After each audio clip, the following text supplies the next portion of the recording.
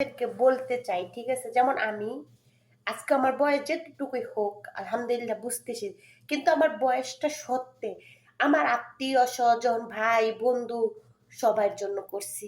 কিন্তু কিছু মানুষ আমাকে বলছিল, দে রেহানা একটা বাড়ির দরকার হইব তোর।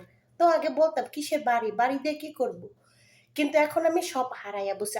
না হারাইলে, না ব্যথা পাইলে আপনি কখনো বুঝতে পারবেন না। তার জন্য আপনি আল্লাহর কাছে আলহামদুলিল্লাহ করেন।